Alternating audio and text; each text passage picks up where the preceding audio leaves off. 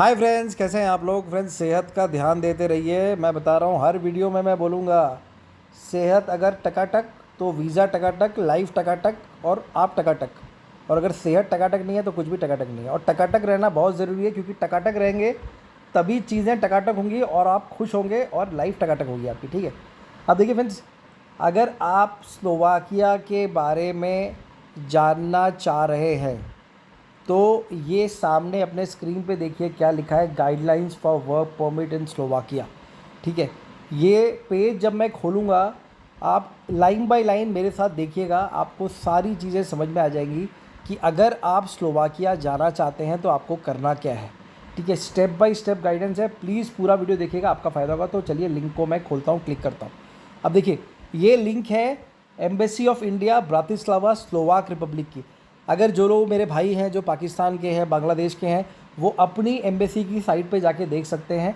ऐसा ही पेज उनको अपने उस पर मिलेगा। सबसे पहले देख लीजिए, अगर आप स्लोवाकिया में हैं, समझ लीजिए भगवान न करे, ऊपर वाला ना करे, अल्लाह ना करे कि आपको कोई दिक्कत हुई, तो ये देखिए इमरजेंसी कॉन्टैक्ट नंबर है। इस नंबर पे आप स्लोवाकिया में कॉन्टैक्ट कर सकते हैं। ऊपर ईमेल आईडी है, आप देख सकते हैं। ठीक है।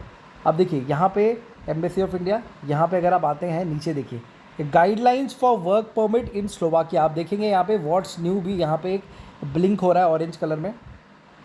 अब देखिए एम्प्लॉयमेंट ऑफ फॉरनर्स, ये लाइन देखिए यहाँ पे, आप देखिए Indian professionals taking part in legal relationship emerged pursuant in the employment in Slovak Republic. मतलब ये जो आर्टिकल है ये पूरा आपको बताता है कि अगर आप स्लोवाकिया जा रहे हैं, इंडियन सिटीज़न हैं, तो आपको क्या करना है। ये देखिए यहाँ पे, prior to arriving in Slovakia क्या foreigner shall submit a return work permit application at relevant authority. अब रेलेवेंट अथॉरिटी क्या होती है, आपकी स्लोवाकिया एम्बेसी न्यू दिल्ली, वहाँ पे आपको करना है। The application can be filled by themselves, by their prospective employer और by natural or legal entity at whose premises the work is to be carried out.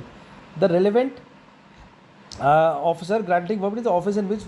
ठीक है, समझ गए। तो देखिए जो आपका एप्लीकेशन फॉर्म है आप भर सकते हैं, किसी और से भरवा सकते हैं, और या फिर एम्प्लॉयर भर सकता है। लेकिन याद रखिएगा जो लास्ट कॉलम होता है किसी और ने भरा है तो उसमें उसका नाम आना चाहिए। अगर आपने नहीं भरा है तो किसी और ने भरा है तो।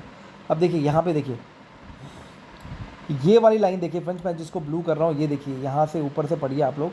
Among the activity the office in connection with the employment of foreigners are to inform the central office of any job vacancy eligible to foreigners, to provide information to foreigners about employment possibilities, grant foreigners work permit, inform the central office. अब देखिए यहाँ पे भी लिखा हुआ है कि employer को जॉब वैकेंसी बतानी है फॉरनर्स को, और अपने सेंट्रल ऑफिस को भी बतानी है। वर्क परमिट एप्लीकेशन देख लीजिए यहाँ पे क्या क्या आपको लिखना है, ये भी देख लीजिए फ्रेंड्स। यहाँ पे पूरी इन्फॉर्मेशन यहाँ पे दी हुई है। ठीक है फ्रेंड्स, यहाँ पे देख सकते हैं आप। देखिए यहाँ पे ये लाइन देखिए फ्रेंड्स, यहाँ से when considering a work permit the relevant local office for labour social affairs and family shall take into consider the situation in the labour market.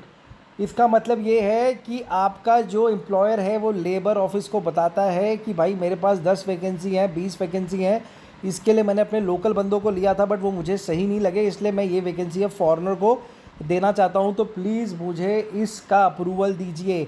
वही अप्रूवल जब लेबर ऑफिस देता है तो उसको बोलते हैं लेबर अप्रूवल सर्टिफिकेट, और वो आपके वर्क परमिट का पार्ट है। अगर वो आपके पास नहीं है तो कोई टकाटक काम नहीं होगा आपका। Regardless situation the labour market the office can grant a work permit to a foreigner. ठीक है। अब देखिए आप अगर ये सारे पॉइंट्स यहाँ से देखेंगे, ये पॉइंट अगर देखेंगे यहाँ से आप, if this is stipulated in international agreement that binds the Slovak Republic who will be employed for a specific period of purpose of improving his qualification, perform job under 26 years of age, who carries out a systematic or scientific activity, who carries out spiritual activities, who has been granted। ये सारे लोग हैं, उनको आप जो office है वो grant work permit grant कर सकता है अगर ये कंडीशंस आप मीट कर रहे हैं तो ये चीज़ ध्यान रखिएगा। अगर आप इन कंडीशंस में आ रहे हैं तो आपको work permit without labour office approval आपको मिल सकता है। Work permit obligation does not apply for foreigners. कौन कौन से जिनके लिए अप्लाई नहीं होता है वो भी देख लीजिए यहाँ पे। मैं लाइन बाय लाइन नहीं पढ़ूंगा फ्रेंड्स, आप देख लीजिए स्क्रीन पे कौन कौन से जो फॉरेन सिटीजन हैं इनके लिए अप्लाई नहीं करता, ये देखिए ये लिस्ट देख लीजिए यहाँ पे। Validity of the work permit, ये बहुत ही इंपॉर्टेंट है फ्रेंड्स, ये बहुत इंपॉर्टेंट है। When the period it was conferred for expires. अब देखिए लेबर ऑफिस का रूल ये बोलता है कि आपका वर्क परमिट 2 साल से ज़्यादा पुराना नहीं हो सकता। मतलब जो इशू होगा वो 2 साल का ही होता है, उससे ऊपर इशू नहीं होगा। तो ये भी एक चीज़ है, अगर 2 साल से ऊपर आपको कोई वर्क परमिट दे रहा है तो वो फेक है, आपको तुरंत पता चल जाएगा। The office shall confirm permission for employment for period not longer than 1 year in case season employment for period not longer 6 months in 1 calendar year. देखिए सीजनल वर्क परमिट का बता दिया है यहाँ पे। In the instant case, the period between two employment stays in territory of law which shall at least months taking into account the situation labor का office का ठीक है, ये ज़्यादा इंपॉर्टेंट नहीं है, मैं टाइम दूंगा नहीं। The employer has the obligation to inform the office for labor, social affairs, and family for initiation, termination of employment relationship with a foreigner in writing within 7 working days.